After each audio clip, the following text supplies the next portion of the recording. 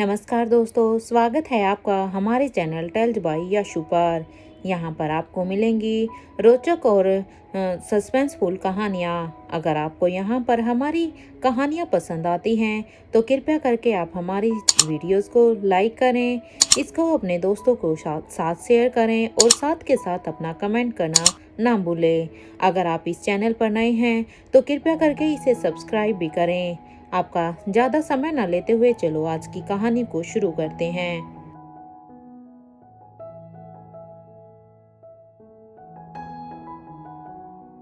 पिछले एपिसोड में हमने सुना था कि यहाँ पर रोहित के पैलेस से आने के बाद अब कविना अलीशा सीधा ही राजीव से मिलने के लिए उसके रूम में चली जाती है।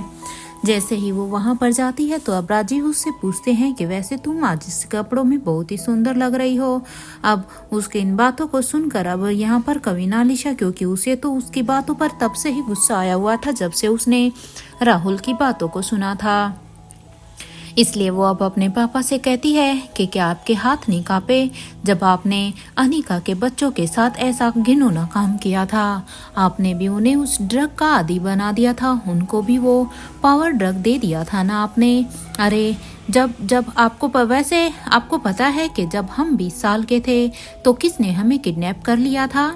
इधर राजमहल में राजीव गुलेरिया के रूम में बैठी आलिशा अपने पापा को अपनी बातें बता रही थी, क्योंकि वे अगर देखा जाए तो वो अपनी बातें नहीं बता रही थी बल्कि वो साफ साफ राजीव के ऊपर अपना गुस्सा बयां कर रही थी। और एक राजीव था जो कि अपने आप में इतना गिल्टी महसूस कर रहा था कि वो भी अब आलिशा की सारी ही बातों को चुपचाप सुने जा रहा था बिना किसी सफाई के।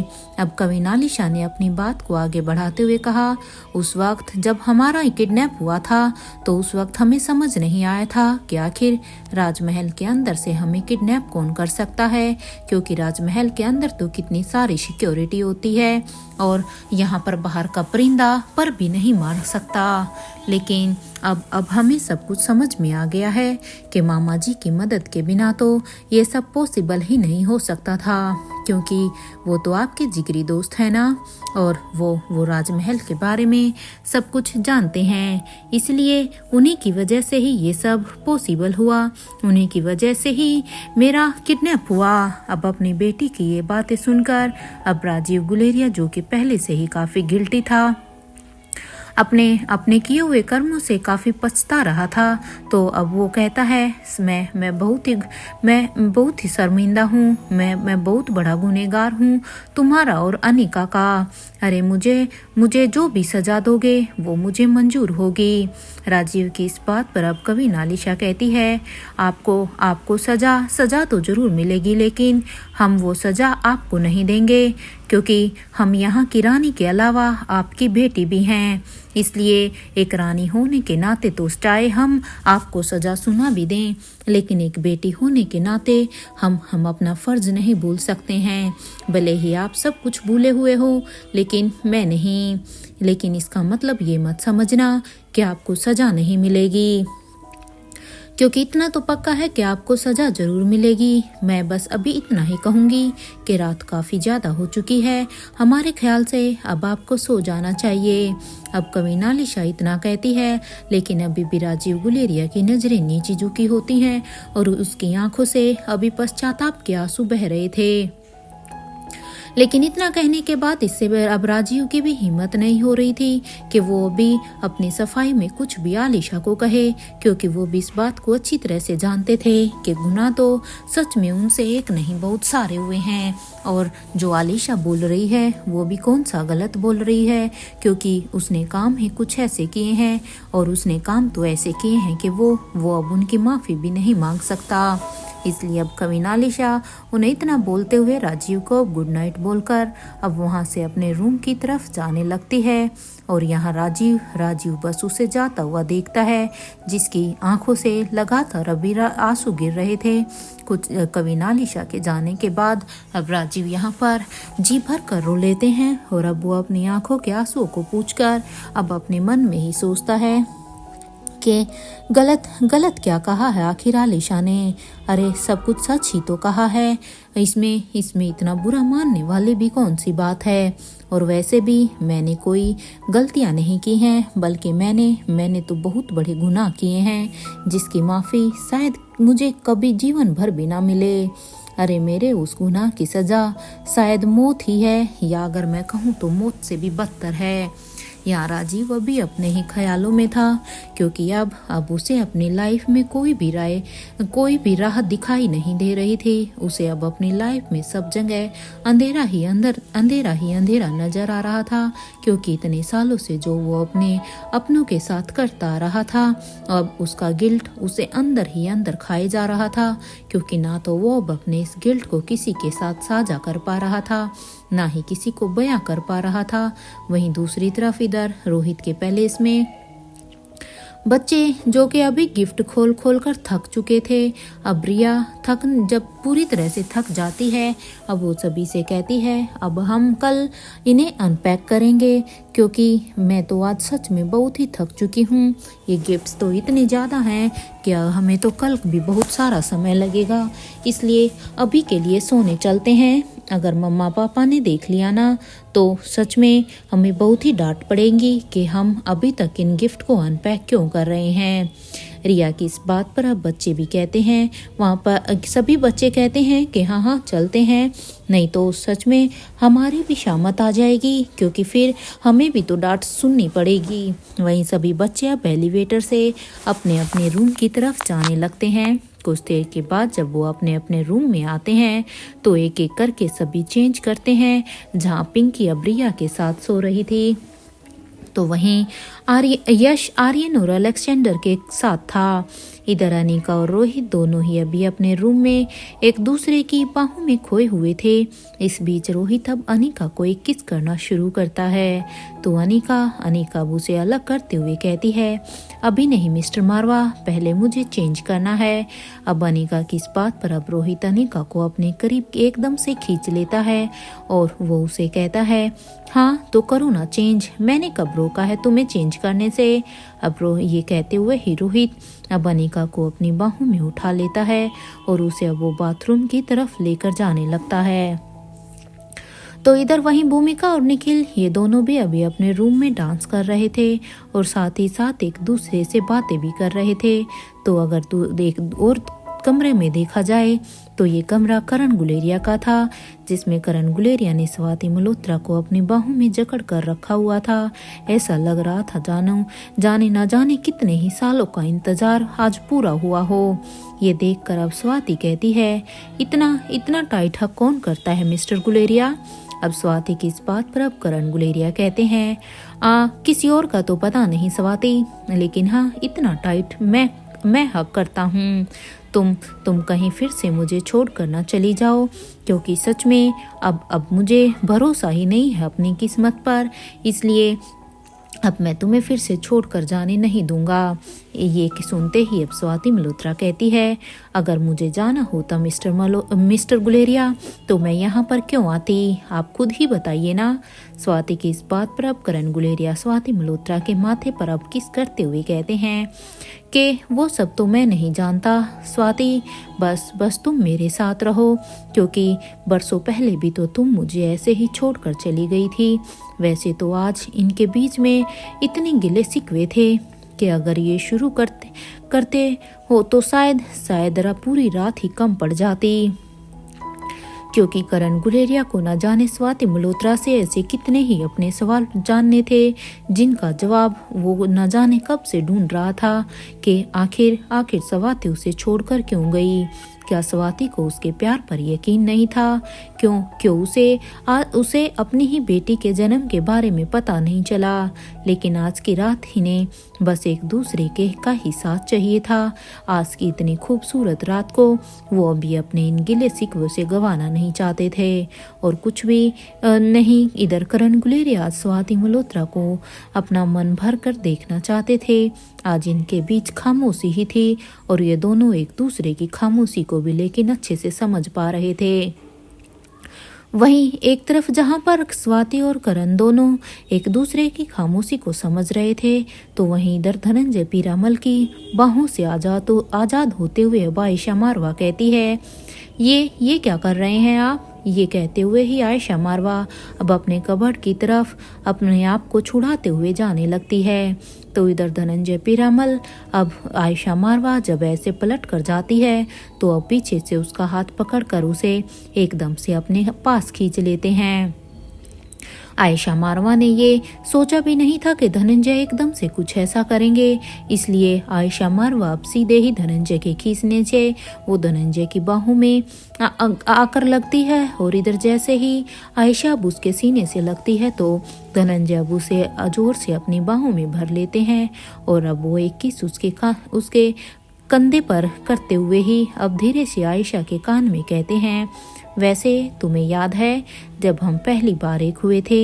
अब धनंजय की ये बात सुनते ही अब आयशा मारवा कहती है कि क्या मतलब है इस बात का, आप ऐसा क्यों कह रहे हैं। अब आयशा की इस बात पर अब धनंजय पीरामल कहते हैं, मैंने तुम्हें बहुत मिस किया है आयशा।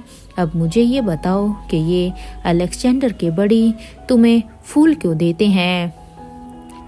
अब जैसे ही धनंजय ने ये बात कही तो धनंजय की ये बात सुनते ही अब आयशा मारवा के चेहरे के एक एक्सप्रेशन एकदम से ही बदल गए थे।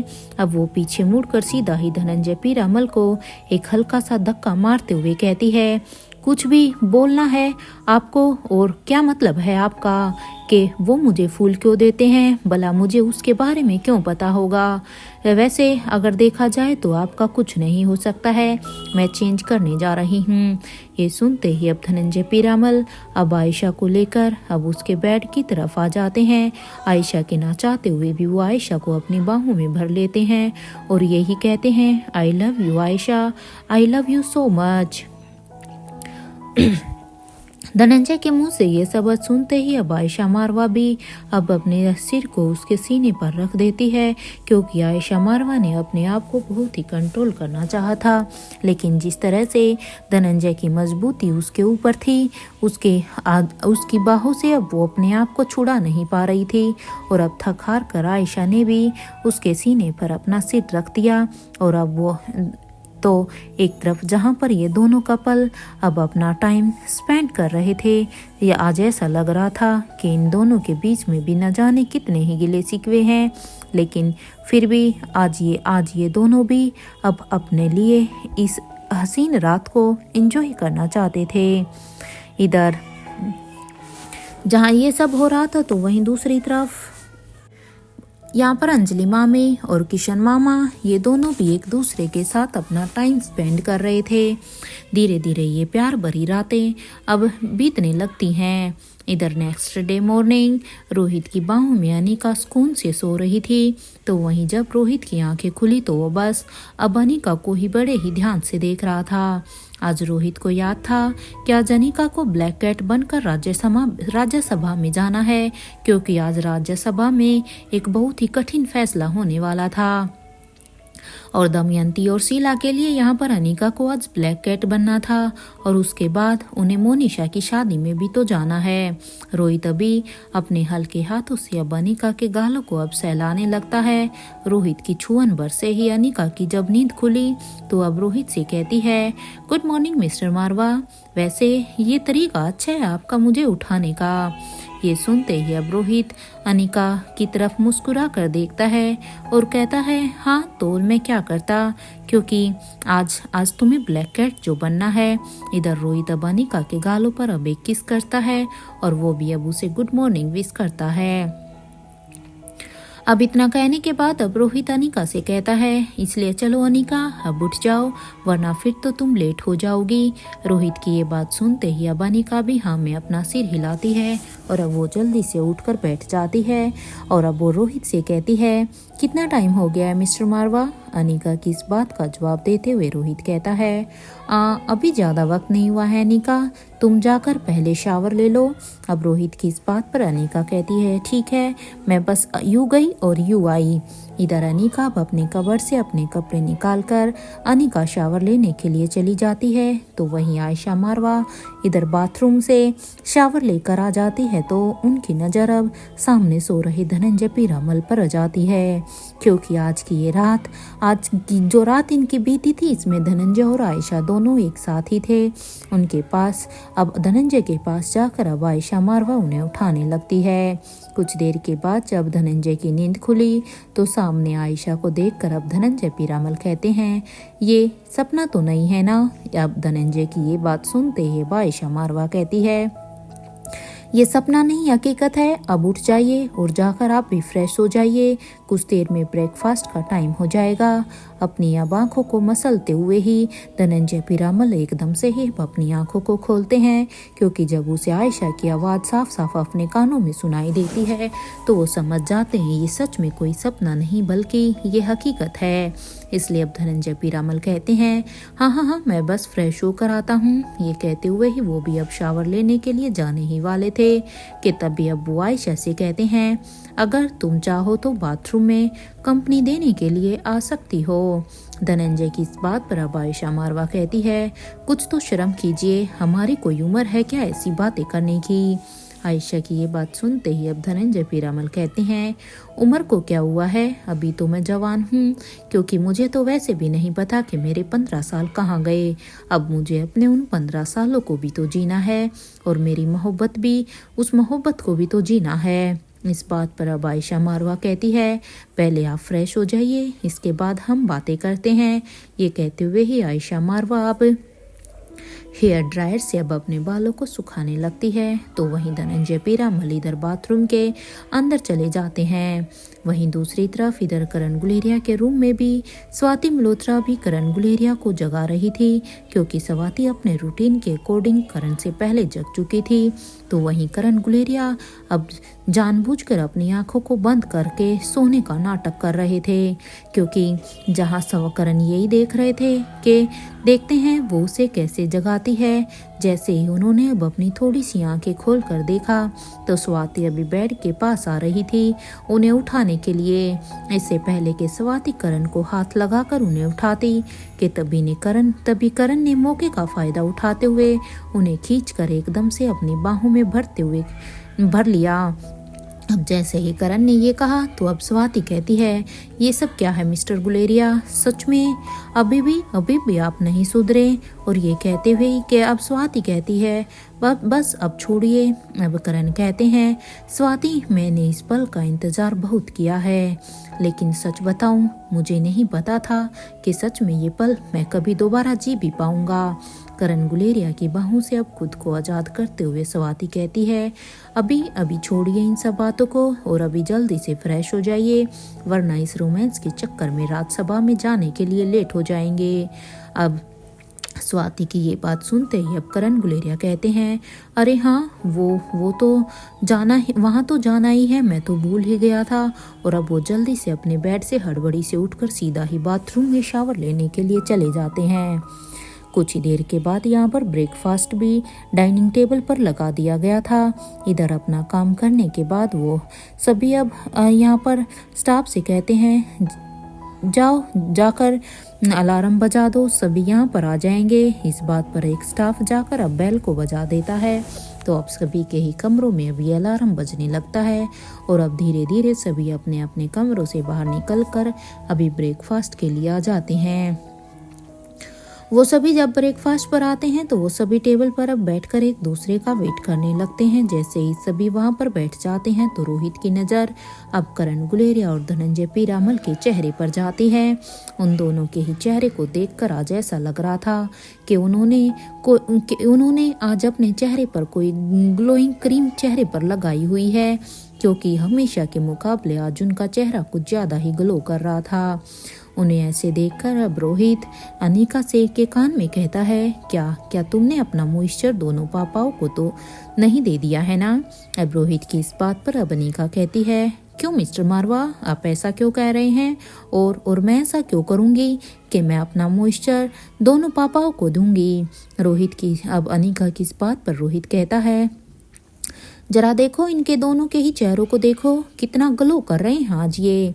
रोहित की इस बात पर अब अनिका कहती है, ये ग्लो तो होना ही था ना मिस्टर मारवा, क्योंकि ये ग्लो किसी क्रीम की वजह से नहीं है, ये तो प्यार का जादू है मिस्टर मारवा, क्योंकि इतने सालों के बाद शायद आज दोनों को अपना प्यार नसीब जो हुआ है। यहाँ आज टेबल पर शांति देखकर अब रिया कहती है, क्या हुआ है, आज सब चुप चुप क्यों बैठे हुए हैं, क्या सभी के बीच में कुछ हुआ है क्या? अब रिया की ये बात सुनते ही अब करण गुलेरिया कहते हैं, बेटा वो हमें कुछ काम से बाहर जाना है, इसलिए बस सब ब्रेकफास्ट पर ही कंसंट्रेट कर रहे हैं, क्योंकि हम पहले से ही लेट हो गए हैं, और अगर हमने यहाँ पर बातों में समय लगाया तो फिर तो हम और भी ज़्यादा लेट हो जाएंगे।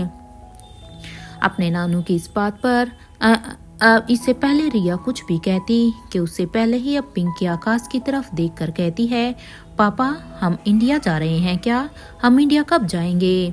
इस बात पर अब श्रेया कहती है, क्यों क्या हुआ, नाना के यहाँ अच्छा नहीं लग रहा है क्या तुम्हें? अब अपनी मम्मा की इस बात पर अब पिंकी कहती है, नहीं मम्मा ऐसी बात नहीं है, मुझे नानू के यहाँ पर भी बहुत ही अच्छा लग रहा है, बट मुझे स्कूल भी तो जाना है ना, कितने ही दिनों से मेरी क्लास छूट रही है। अब पिंकी की इस बात पर अब श्रेया कहती है, नाना जी ने आपके और यश के लिए प्राइवेट ट्यूटर तो लगवाया हुआ है ना, तो फिर क्या हुआ? अब अपनी मम्मा की इस बात पर अब इससे पहले कुछ पिंकी कहती, तभी अब आकाश कहता है कि तुम्हारे कहने का क्या मतलब है कि अब हम यहीं पर रहेंगे श्रेया? अब ये सुनते ही अब श्रेया कहती है, अगर तुम चाहो तो मुझे कोई ऐतराज नहीं है यहाँ पर रहने में। अब श्रेया की इस बात पर तो अब वहाँ सभी की ही एकदम से ही हंसी निकल जाती है, क्योंकि श्रेया की सब बात से आकाश की बोलती एकदम से ही बंद हो गई थी। इधर आयशा मारवा अब ये सारी बातों को सुनकर अब श्रेया से कहती है, अगर तुम्हारे अपना पापा से मिलने का मन करे तो तुम दोबारा आ जाना, कोई तुम्हें नहीं रोकेगा।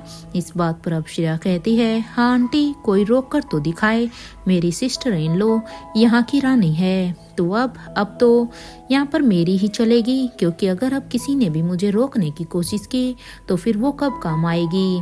अब श्रेया की ये बात सुनते ही अब ओमकार कहता है, बिल्कुल सही भाभी, अब मजा आएगा, अब तो मैं पूरा का पूरा पेरिस घूमकर ही जाऊंगा, क्योंकि अब तो मेरा भी यहाँ से जाने का मन नहीं कर रहा है। अब की बार ही ना जाने पता नहीं कैसे आ गए हैं, इसलिए अब बिना पेरिस घूमे तो मैं भी यहाँ से नहीं जाने वाला हूँ। ओमकार की ये बात सुनते ही अब यश कहता है, चाचू आप लेट हो गए हो, हम सब तो पहले ही घूम कर आ गए हैं, क्योंकि हम सब डिज्नीलैंड घूमने गए थे, और पता है चाचू वहाँ पर हम सब ने बहुत ही मज़ा किया था। अब यश की ये बातें सुनते ही अब ओमकार ने कहा, ये तो बहुत ही गलत बात है ना, किसी ने मेरे बारे में सोचा भी नहीं, अरे तुम सब हमेशा मुझे क्यों भूल जाते हो?